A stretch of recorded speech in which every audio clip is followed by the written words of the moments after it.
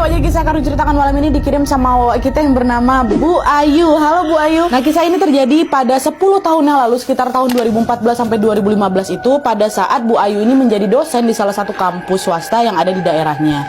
Dan jujur karena kisah ini tuh berkaitan dengan instansi yang masih berdiri sampai sekarang, Wak, aku mau disclaimer dulu kalau semua nama dan lokasi di dalam cerita ini sudah aku samarkan. Ada juga beberapa yang gak aku sebutin gitu ya. Oke, lanjut. Jadi Wak, ceritanya pada suatu hari, pada saat itu tuh Bu Ayu ini pertama kali masuk kerja di kampus ini. Nah, seorang petugas dari bagian administrasi pun segera langsung mengantarkan Bu Ayu ini masuk ke ruangan dosen. Dia kan hari pertama lah gitu ceritanya kan. Nah, di ruangan itu ada 3 deret meja dosen yang masih kosong di barisan belakang. Nah, Bu Ayu lalu diarahkan untuk menempati meja yang di tengah. Nah, sambil mempersilahkan Bu Ayu duduk, si petugas administrasi itu bilang, "Bu, sebelumnya meja ini tuh ditempatin sama Bu Citra, tapi sekarang Bu Citranya udah nggak ngajar di sini lagi, Bu. Gara-gara dia udah diterima jadi dosen PNS di kampus negeri." "Oh gitu ya Mas ya. Ini mejanya udah bersih, udah rapi pula. Berarti barang-barang Bu Citra udah pada diberesin semua kan ya?" kata si Bu Ayu kan. "Oh iya Bu, memang sengaja udah dirapikan semua supaya bisa langsung ditempati sama Bu Ayu." "Ya udah, kalau kayak gitu saya pamit dulu ya Bu ya," kata si petugas administrasi itu. "Oh iya, makasih ya Mas," kata gitu. Dah lah tuh. Nah, setelah petugas administrasi itu pergi, Wak, Bu Ayu pun biasalah dia langsung nata barang-barang bawaan dia di mejanya bekas Bu Citra itu. Lalu pada saat lagi beres-beres itu, Bu Ayu ini sadar kalau ternyata tepat di samping mejanya, Wak, ada satu loker besi yang terkunci. Jadi bentuknya tuh macam mirip brankas lah gitu kalau kata Bu Ayu kan. Ini nih pasti lokernya Bu Citra dulu nih. Tapi kok kuncinya nggak ada ya? Di mana ya kuncinya? Harusnya kalau Bu Citra pindah dan juga bawa semua barangnya, loker ini jadi punya aku nih. Tapi kok nggak ada kuncinya, kata si Bu Ayu. Tapi setelah dicari kemana-mana, Wak, kunci itu tetap nggak ada. Aku cari di laci nggak ada, Nadia. Aku cari tempat-tempat lain nggak ada. Ini kan harusnya jadi punyanya si Bu Ayu kan, bisa naruhin barang-barang penting lah gitu. Ini nggak ada kuncinya. Nah, di situ Bu Ayu mikir, oh ini mungkin lokernya masih dipakai orang lain mungkin, makanya dikunci, ya kan. Dah Bu Ayu pun nggak ambil pusing lah dengan loker itu. Dia pun segera menyibukkan diri dengan berbagai persiapan mengajar. Meski jadwal mengajarnya itu cukup padat, Wak, Bu Ayu berhasil melewati 2 minggu pertamanya di sana dengan lancar-lancar aja. Lalu pada saat memasuki minggu ketiga, disinilah, Wak, keanehan di kampus itu mulai terjadi. Nah, jadi nih, Wak, ya, suatu hari pada saat Bu Ayu ini lagi istirahat di meja kerjanya itu, seorang petugas akademik, ini namanya Pak Anto, si petugas akademik ini datang ngampirin dia. Dia bilang, "Bu Ayu, maaf, apa di sini ada berkas milik mahasiswi yang namanya Melati ya? Barusan saya cari berkasnya di ruang arsip, nggak ada, Bu." Nah, Melati ini mahasiswi bimbingan akademiknya Bu Citra. Barangkali berkas-berkasnya masih kebawa sama Bu Citra, katanya. "Oh, maaf Pak Anto, waktu pertama kali saya datang ke meja ini sih udah bersih, saya nggak ada lihat dokumen apa-apa." Nah, terus Pak Anto ini, Wak, ngelirik tuh ke arah loker besi yang ada di samping mejanya Bu Ayu itu. Pak Anto bilang, "Mungkin berkasnya ada di dalam situ, Bu. Boleh nggak saya cek?" kata Pak Anto. "Oh iya, boleh, silakan. Tapi maaf Pak, kuncinya." Nah, waktu dia ngomong kayak itu, kunci itu rupanya ada dekat dekat loker tuh. Nah, kata si Bu Ayu, lagi ngegantung dekat situ loker tuh. Kaget lah dulu. "Kok kuncinya ada di sini? Pak Anto tadi yang taruh kuncinya di sini," kata Bu Ayu lagi. Nah, Pak Anto agak bingung tuh. "Enggak, Bu. Selama ini kuncinya memang ada di situ terus kok, Bu. Nggak pernah dipindahkan kemana-mana," kata si Pak Anto. "Ya udah Bu, kalau gitu saya izin buka lokernya ya. Barangkali ada berkas Melati di dalam situ." Ya. Nah, pada saat loker itu terbuka, di dalamnya memang betulan, Wak, terdapat beberapa berkas yang dibungkus gitu menggunakan map plastik. Pak Anto pun ngeluarin lah itu semua kan sambil menunjukkan map itu ke Bu Ayu gitu. Dan "Ini Bu, ini yang lagi saya cari." Di halaman depan map itu, Wak, tertulis nama Melati, nama lengkap ini kan nama samaran ya, Melati, beserta nomor mahasiswanya lah gitu. Pak Anto bilang, "Oh ternyata betul Bu, berkas milik Melati ada di sini. Kalau gitu saya izin ya Bu ya mau ngambil berkas ini," kata Pak Yanto. "Oh iya Pak, silakan. Sama kunci lokernya ini lebih baik Bapak aja lah yang bawa, soalnya saya juga nggak pakai lokernya." "Udah Bu, dipakai aja lokernya, itu bukan punya siapa-siapa kok. Kalau Bu Ayu mau pakai ya udah Ibu pakai aja, nih kuncinya saya tinggal di sini ya," kata Pak Anto kayak gitu. Nah, udah tuh. Waktu itu nggak langsung pergi sambil kenalan bentar lah gitu kan, bercakap-cakap ringan. Nah, di situ aku sempat nengok tuh berkas si Melati yang lagi dipegang sama si Pak Anto itu. Yang dilihat sama Bu Ayu adalah nomor induknya Melati, Wak. Nah, seperti yang kalian tahu, nomor induk mahasiswa ini kan juga menunjukkan tahun berapa kita masuk ke kampus itu ya kan. Biasa kayak gitu kan. Bisa kelihatan ini mahasiswanya angkatan berapa gitu. Nah, nomor induknya Melati itu menunjukkan kalau dia adalah mahasiswa angkatan 6 tahun lalu. Itu berarti kalau misalnya sekarang tuh di tahun 2014 atau 2015 itu, si Melati ini harusnya sudah masuk semester 12. Ngebatin lah Bu Ayu di situ. Udah semester 12 kok belum lulus-lulus. Pantas aja nih Pak Anto nyari-nyari berkas dia. Pasti sekarang si Melati ini lagi berurusan sama pihak kami kampus. Pikirnya Bu Ayu kayak gitu. Dah lah tuh. Pokoknya di situ Bu Ayu sempat ngelirik, oh ini anak tuh anak angkatan 6 tahun lalu gitu kan. Dah. Beberapa hari setelah Pak Anto ngambil berkas punya si Melati dari dalam lokernya Bu Ayu itu, pada suatu siang di hari yang berbeda, Wak, Pak Antoni tiba-tiba datang lagi, ngampirin Bu Ayu lagi. Dia bilang, Bu, mohon maaf Bu, saya mau ambil berkasnya Melati, kata gitu loh. Bukannya kemarin berkasnya udah sama Pak Anto, kata Bu, orang kemarin kan udah diambil. Nah di situ Pak Anto tuh agak beda, Wak. Dia langsung main dibukanya aja loker itu tanpa menjawab pertanyaan Bu Ayu itu. Lalu pada saat loker itu terbuka, ternyata di dalamnya masih ada berkas-berkas punya si Melati. Bu Ayu nanya lagi, oh kemarin udah Bapak kembaliin lagi ya di sini. Soalnya kan memang berkasnya hari itu ada lagi kan, walaupun kemarin udah diambil sama si Pak Anto. Berarti pada suatu waktu mungkin Bu Ayu lagi nggak ada di meja, udah dikembaliin lagi itu di situ. Nah waktu dibilang kayak gitu sama Bu Ayu, Pak Anto diam, Wak. Yang ada dia macam tergesa-gesa gitu loh. Nah dia ngambil berkas itu terus udah pergi aja kayak gitu. Dan hal itu terjadi lagi, Wak, di keesokan harinya di jam yang sama. Lagi-lagi Pak Anto ini datang lagi, Bu, saya mau ambil berkasnya Melati. Belum sempat aku jawab apa-apa, Nat, kata Bu Ayu kan. Pak Antoni langsung buru-buru dibuka loker itu. Waktu loker itu terbuka, sama juga nih tengok ada berkas Melati di dalam loker tuh. Bu Ayu bilang, kenapa berkasnya selalu dikembalikan lagi ke loker, Pak? Kalau memang pihak akademi ini memang ngebutuhin berkasnya Ayu nih berkali-kali, ya udah bawa aja, nggak usah dikembaliin lagi ke sini. Dan nggak perlu juga izin-izin sama saya terus gitu. Udah gak risih tuh, Nat, aku di situ, kata Bu Ayu kan. Nah di situ tanpa menjawab apa-apa, Pak Anto ini hanya menatap Bu Ayu dengan tatapan bingung sekaligus takut. Aku masih ingat kali Nat ekspresinya dia, kata Bu Ayu kan. Lalu sesaat kemudian Pak Anto udah main pergi aja tuh dari sana. Nah karena di sini nih posisinya Bu Ayu udah mulai ngerasa keganggu dengan sikap Pak Anto yang bolak-balik ngambil berkasnya si Ayu ini, berkasnya si Melati ini. Akhirnya di situ Bu Ayu inisiatif, dia minta tolonglah ke seorang petugas untuk pindahin aja nih loker ini, nggak usah di sini. Taruh aja kalau perlu di ruang akademik, saya juga nggak pakai kali kok ini lokernya. Udah dipindahin lah ini sama si petugas kan. Nah terus ini masih di hari yang sama juga ya, pada saat si loker ini mau dipindah, menjelang sore hari seorang teman sesama dosennya Bu Ayu ini tiba-tiba datang menyampaikan sebuah kabar duka ya. Katanya 3 hari yang lalu ada salah satu mahasiswa kampus yang ditemukan meninggal dunia. Nah karena Bu Ayu waktu itu terbilang masih dosen baru, dia pun belum mengenal banyak mahasiswa di situ, Wak. Bu Ayu ini pun nanya lah kawan-kawan dosen seniornya itu, maaf bapak-bapak, ibu-ibu, nih mahasiswa yang meninggal ini siapa namanya? Oh dia tuh mahasiswa angkatan tua, Bu. Pasti Bu Ayu juga belum pernah ketemu nih kayaknya sama dia. Namanya Melati. Gitu. Nah pada saat nama Melati itu disebut, disitulah jantungnya jantung Bu Ayu itu bener-bener ya Allah, ini kan mahasiswa yang kemarin berkasnya dibolak-balik diambil sama Pak Anto nih. Apa dia tiba-tiba meninggal nih gitu kan. Nah dari teman-teman sesama dosen, Wak, Bu Ayu mendengar cerita bahwa katanya semasa si Melati ini kuliah, dia itu sering gak berhasil menyelesaikan tugasnya gitu loh, Wak, termasuk skripsinya. Lalu karena ngerasa tertekan entah kayak gimana, dia mungkin ngerasa terpukul dengan semua kegagalan itu, si Melati ini memutuskan untuk cuti kuliah dulu.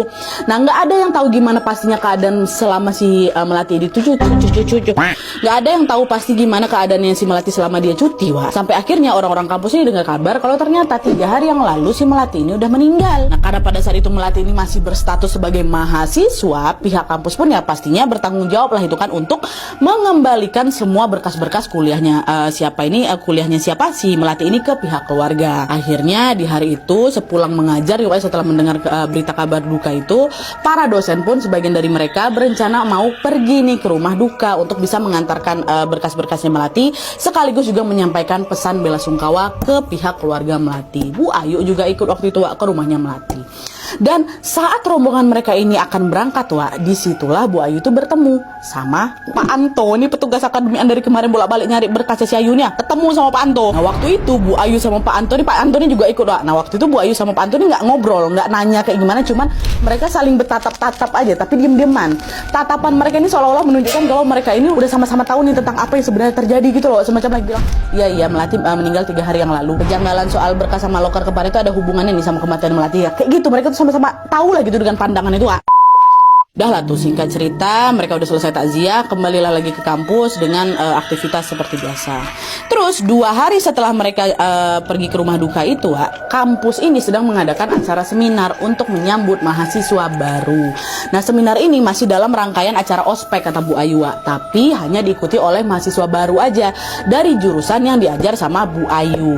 Nah di acara seminar itu salah satu panitia meminta Bu Ayu itu untuk mengisi materi, dan karena jadwal ngajarnya nilai lagi lumayan senggang, Bu Ayu pun menyetujui permintaan itu, Wak. Ya oke lah, nanti akan saya siapkan. Nah, terus di hari H acara, Bu Ayu sengaja datang lebih pagi, Wak, untuk nyiapin materi tadi, untuk nyiapin LCD, cek sound dan lain sebagainya. Acara itu, Wak, dilaksanakan di aula. Dan pada saat Bu Ayu udah sampai sana, aula tuh udah ramai kali nih sama mahasiswa senior tapi yang jadi panitia. Nah, mereka juga ikut tuh membantu si Bu Ayu dalam menyiapkan sebuah kebutuhan yang diperlukan.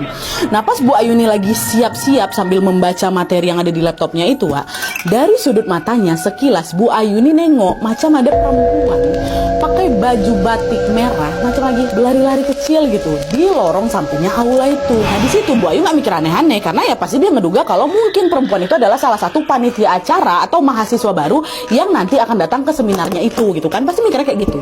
Dah lah tuh, sekitar setengah jam kemudian aula sudah dipenuhi itu sama peserta seminar. Dan setelah memastikan semua peserta itu datang, Wak, panitia ini segera membukalah acara itu dengan berdoa. Terus ada sambutan dari ketua panitia juga, ice breaking dan lain-lain. Pokoknya belum masuk ke acara inti nih ya. Nah, sembari nunggu acara itu dimulai, Wak, Bu Ayu sempat memperhatikan seluruh hadirin atau mahasiswa-mahasiswa yang datang. Terus disitulah Bu Ayu ini udah nengok, kayak ada yang janggal gitu kan. Di situ Bu Ayu ini sadar kalau ternyata pada saat itu semua mahasiswa baru yang datang tuh, Nadia, semua pakai baju hitam putih. Sedangkan panitianya atau mahasiswa-mahasiswa senior tuh, Wak, pakai seragam batik yang warnanya dominan hitam. Nggak ada satupun dari mereka yang pakai baju batik merah. Jadi siapa perempuan batik merah aku tengok tadi tuh? Nah, Bu Ayu waktu itu sempat menduga kalau si perempuan berbatik merah itu adalah mahasiswa dari jurusan lain mungkin, Nat, gitu kan. Tapi dugaan itu langsung terpatahkan, Wak, pada saat Bu Ayu ini sadar kalau hari itu waktu seminar itu bertepatan di hari Sabtu. Semua mahasiswa dari jurusan-jurusan lain memang lagi libur, Wak. Satu-satunya jurusan yang sedang mengadakan seminar di kampus itu ya cuman kelasnya Bu Ayu itu aja lah gitu, ibaratnya cuman mereka aja. Dan mereka yang datang juga pakai seragam. Mahasiswa pakai baju putih, bawahannya hitam, panitia pakai batik hitam. Nah, menyadari ada kejanggalan di situ, Bu Ayu tuh udah mulai kayak nggak enak gitu lah perasaannya. Tapi karena Bu Ayu nggak mau acara seminar itu terganggu pakai gimana gitu kan, Wak, dia pun berusaha untuk mengabaikan semua pikiran buruknya. Lalu tanpa terasa acara inti pun masuk, acara inti dimulai lah gitu. Nah, dengan dibantu panitia, Bu Ayu pun menayangkan lah materi-materi yang memang sudah yang sudah dia siapkan menggunakan LCD dan juga proyektor. Dan setelah semuanya siap, Bu Ayu pun menyampaikan lah itu materi seminarnya dengan penuh semangat. Nah, terus, Wak, di tengah acara tiba-tiba listrik mati sehingga materi tadi yang nggak bisa ditayangkan pakai LCD lah ya kan. Waktu itu nggak malam, Wak, ya siang-siang kayak itulah, mati nih. Akhirnya nih supaya seminar itu tetap bisa dilanjutkan di hadapan para mahasiswa baru ini, Bu Ayu bilang, kalian semua udah masuk ke grup WhatsApp angkatan kan? Kalau gitu nanti ibu bakal ngirim materi tadi ke ketua angkatan, nanti tolong materinya di-share di grup ya, kata Bu Ayu gitu. Nah, setelah mengatakan itu, Bu Ayu balik badan lain, Wak, diambil HP-nya. Nah, terus pas saat Bu Ayu ini mau ngirim materi PowerPoint itu ke ketua angkatan, tiba-tiba Bu Ayu dengar ada salah satu mahasiswa perempuan ini, dia suaranya, dia ngomong kayak gini, Bu, saya belum masuk grup, katanya. Nah, karena waktu itu posisi aku lagi ngebelakangin mahasiswa, itu aku nggak tahu siapa yang ngomong kayak gitu kan. Aku nggak nengok nih mahasiswi mana yang ngomong kayak tadi gitu kan. Lalu pada saat si Bu Ayu ini balik badan dan menatap ke arah mereka semua, Bu Ayu nanya, tadi siapa yang belum masuk grup? Katanya, tolong segera lapor ya ke ketua angkatannya biar materinya kalian terima semuanya. Ini materi udah Ibu kirim nih, kata Bu Ayu. Nah, dengar ucapan Bu Ayu, seluruh peserta di sana dan juga panitia seminar langsung saling pandang, Wak, satu sama lain. Bingung mereka. Terus salah satu panitia ngampirin Bu Ayu lah. Dia bilang, Bu, maaf, semua mahasiswa baru udah masuk grup WhatsApp kok, Bu. Kata, loh, terus tadi siapa yang bilang belum masuk grup? Nggak, Bu, nggak ada yang bilang kayak gitu. Dari tadi kami cuma diam aja kok sambil nunggu Ibu ngirim materi, kata si panitia ini. Di situ, Nat, aku akhirnya sadar, bentar lu, berarti tadi itu suara siapa? Aku dengar kali sejelas itu kok. Dia bilang, Bu, saya belum masuk grup, katanya. Diganggu apa aku dia kayak, oke, mungkin aku salah dengar tadi, kata Bu. Ya udahlah, abaikan aja gitu. Cuman perasaan aku makin gak enak di situ. Udahlah tuh, sambil berusaha terlihat tenang, Bu Ayu pun mencoba melanjutkan seminarnya lagi, Wak. Terus hanya paling selang beberapa saat kemudian ada dia baru nyala lagi nih listrik. Nah, di tengah terangnya sorot lampu ruangan itu, sekilas nih ya, Bu Ayu nengok, Wak, ada seorang perempuan berbatik merah yang tadi dia nengok berlari-lari itu lagi duduk di antara barisan para mahasiswa baru itu. Aku yakin betul ada kalau itu tuh perempuan yang aku tengok tadi di lorong tuh. Tapi waktu Bu Ayu ini mau mencoba memfokuskan pandangannya ke si perempuan itu, tiba-tiba nggak ada gitu loh. Mana nih, perasaan tadi ada di situ lah, kayak gitu, hilang. Ini memang nggak betul nih. Aku halusinasi apa kayak gimana ya? Udah makin nggak enak lagi lah itu kan perasaan Bu Ayu. Nah, karena masih penasaran, keesokan harinya Bu Ayu ceritalah semua kejadian kejanggalan itu Wak, ke beberapa dosen senior khususnya. Bu Ayu nanya lah, ibu bentar loh, apa kampus kita ini ada seragam batik warna merah kah? Katanya. Mereka jawab, kalau seragam resmi sih nggak ada Bu, tapi biasanya mahasiswa di sini tuh sering buat seragam batik sendiri gitu loh untuk keperluan acara mereka. Jadi seragamnya juga bisa beda-beda warnanya Bu, tergantung kesepakatan angkatan gitu lah. Oh, berarti belum tentu warna batiknya itu merah ya? Iya Bu, belum tentu kayak gitu. Soalnya kan seragamnya bisa beda-beda tiap angkatan, suka-suka mereka gitu, kesepakatan mereka kayak gimana gitu, kata si dosen senior ini. Terus Bu, kalau yang warna batik merah tuh angkatan berapa? Kata si Bu Ayu, waduh kalau misalnya soal itu saya nggak hafal betul Bu, banyak kali mahasiswa di sini sampai juga aku sering lupa mereka tuh angkatan berapa. Bu Ayu penasaran, ini betulan mahasiswa sini apa enggak kayak gitu loh. Nah, sejak mengalami kejadian janggal di seminar itu Wak, entah kenapa bayangan tentang si perempuan berbatik merah ini selalu menghantui pikirannya Bu Ayu. Dan anehnya lagi nih setiap kali Bu Ayu ini lagi ngajar, sekilas pandangnya dia, aku tuh selalu ngelihat ada perempuan batik merah yang lagi duduk tuh di antara mahasiswa aku. Aku tuh macam ngelihat ada dia gitu loh. Cuman waktu ini ada dia di situ tuh, gak ada. Jadi misalnya aku lagi ngajar, aku ngadepinnya, aku kayak nengok dia nih, tapi waktu aku balik lagi gak ada. Dia kayak dihantui sama bayangan si perempuan batik merah ini Wak. Dan peristiwa itu gak cuma terjadi sekali dua kali ya. Si sosok perempuan batik merah ini selalu muncul lagi di setiap kelas pada saat Bu Ayu ini lagi ngajar. Hampir setiap kelas yang kuajarin dia pasti ada bayang-bayangan dari si batik merah ini. Akhirnya kan udah gak tahan lagi kan dengan semua kejadian ini, kan jadi gak fokus juga Bu Ayu ini kan. Pada suatu hari Bu Ayu pun memutuskan untuk bertanya langsung ke seseorang yang Bu Ayu yakin pasti dia tahu sesuatu tentang ini semua. Siapa? Pak Anto. Mulai mau Pak Anto. Jadi waktu itu suatu siang pada saat memasuki jam istirahat, Bu Ayu ini sengaja Wak pergi dia ke ruang akademik untuk temuin Pak Anto. Sambil basa-basi bentar lah kita, Pak Anto udah siang kayak gini nggak mau makan Pak? Makan diganti yuk, saya traktir katanya. Nah untungnya waktu itu Pak Anto ini macam udah paham gitu loh maksud aku Nat. Nggak mungkin nih Bu Ayu dengan randomnya ngajak aku makan, traktir aku makan, pasti ada maksud lain yang mau Bu Ayu ini sampaikan atau ngobrolin sama aku. Dah, Pak Anto pun terimalah, mengiyakanlah ajakan Bu Ayu. Nah terus sebelum Pak Anto ini beranjak meninggalkan meja kerjanya, terlihat tuh Pak Anto ini sempat kayak ngambil sebuah map gitulah, map. Di situ sebenarnya aku udah heran, mau makan ke kantin aja ngapa? Aku bawa map apa nih? Sementara waktu Bu Ayu mencoba menahan rasa penasaran, nggak ada ditanya itu mapnya buat apa, diam aja Punat. Nah terus waktu mereka udah nyampe di kantin, langsung ditanya sama Bu Ayu kan, Pak itu map apa Pak? Ngapain Bapak bawa ke sini? Katanya. Situ Pak Anto cuma tersenyum tipis aja. Bu, soal ini nanti aja ya. Dah, sekarang gini ya Bu, Ibu cerita aja lah duluan. Ada apa kok tiba-tiba ngajak saya makan bareng? Ada yang mau dibicarain kan? Kata Pak Anto kan macam udah tahu aja gitu. Nah, karena Bu Ayu itu tahu sepertinya Pak Anto ini udah tahu maksud dan tujuannya dia, akhirnya di hadapannya Pak Anto, Bu Ayu pun menceritakan semuanya Wak. Mulai dari kejadian janggal waktu dia seminar tuh, sampai sosok perempuan berbatik merah yang terlihat selalu muncul di dalam kelasnya. Bu Ayu bilang, saya nggak tahu kenapa kejadian itu bisa kayak gini Pak, saya nggak pernah ngalamin itu sebelumnya. Apa mungkin karena saya lagi halusinasi apa kayak gimana? Tapi makin lama saya biarin Pak, saya makin terganggu dan saya juga jadi makin penasaran. Pak Anto nanya dulu, perempuan berbatik merah yang Bu Ayu lihat itu ciri-cirinya kayak gimana? Nah itu Pak, kalau soal itu saya kurang tahu. Soalnya setiap kali saya mau tengok nih wajah dia, nggak usah lah wajah dia dulu, wujudnya ada duduk situ, yang nggak ada kok dia hilang. Saya cuma ngeliat sekilas aja Pak, kadang dari sudut mata saya, kadang waktu saya lagi ngelengah kayak gini. Cuma nih Pak, yang paling saya ingat dia pakai batik warna merah. Terus rambutnya panjang, macam panjang gitu lah. Terus dari posisi duduknya sekilas saya ngelihat kayak dia nggak terlalu tinggi.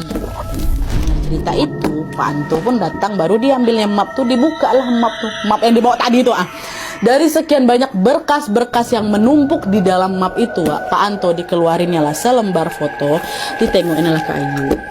Pak Anto bilang, ini bukan Bu perempuan yang Ibu lihat. Nah sambil menatap perempuan yang ada di foto itu, wah di situ merinding aku. Kenapa aku bisa langsung merinding? Karena di foto itu si perempuan ini udah pakai baju merah, batik merah. Itu yang bikin aku merinding. Jangan-jangan dia nih ya kan. Bu Ayu bilang, saya nggak tahu betulan dia apa enggak, tapi yang saya tandain ini Pak, rambut dia sama bajunya. Kayak betulan dia lah Pak, karena saya nggak bisa ngeliat wajahnya. Ini siapa Pak? Siapa dia Bu? Inilah Melati Bu. Ini Melati. Dan seragam batik merah ini seragam angkatannya. Apa nggak langsung keringat dingin aku nanti waktu nama Melati itu disebut. Wah, bilang lagi loh Pak, dia kan mahasiswa yang belum lama ini meninggal kan Pak. Kenapa dia jadi ngikutin saya? Saya nggak tahu pasti kenapa Melati ngikutin Ibu ya. Tapi memang ada cerita Bu yang harus Bu Ayu tahu. Cerita apa Pak? Udah bilanglah semua sama saya. Di situ Pak Anto pun bercerita Wak. Jadi ini menurut keterangan Pak Anto ya, kata Bu Ayu. Semasa Melati kuliah dulu, ternyata si Melati ini sempat mengalami masalah finansial. Melati pun memilih buat cuti, dia kan cuti agar dia bisa bekerja mencari uang. Nah awalnya ya cuman sebatas itu aja orang-orang tahu tentang Melati, Wak. Tapi belakangan akhirnya ketahuan lah kalau masalah yang Melati hadapi itu ternyata jauh lebih kompleks lagi. Selain terkendala soal finansial, Wak, semasa kuliah Melati ini juga sering mengalami pembulian. Pak Anto pun gak cerita detail tentang pembulian seperti apa yang dialami sama Melati. Nadia, aku juga udah lost kontak sama Pak Anto itu. Tapi yang jelas aksi pembulian itu cukup parah gitu loh, Wak, sampai bikin si Melati itu gak nyaman ada di kampus. Nah ini ada lagi nih, untuk mencari hiburan sekaligus juga tambahan uang, Wak, akhirnya Melati ini memutuskan untuk bekerja. Tapi sayangnya dia tuh bukan bekerja di tempat yang semestinya gitu loh, Wak. Jadi bukan pekerjaan yang betul lah gitu yang diambil sama si Melati ini. Sampai akhirnya beberapa waktu lalu pada saat dia mau bekerja itu Melati kecelakaan, meninggal dunia. Dia jasadnya pun baru ditemukan beberapa hari setelah. Jadi macam mungkin korban tabrak lari apa kayak gimana gitu. Dan ternyata nih, Wak, ya setelah Melati itu meninggal, gak cuman Bu Ayu aja yang sering ngalamin gangguan, Wak. Konon katanya Bu Citra, masih ingat kalian dosen pembimbing akademiknya Melati semasa kuliah tuh, dosen sebelum Bu Ayu itu datang tempatnya sama Bu Ayu sekarang. Bu Citra tuh juga ngadu sama saya, kata Pak Anto. Bu Citra ngadu sama saya kalau dia itu sering diganggu melalui mimpi sama si Melati itu.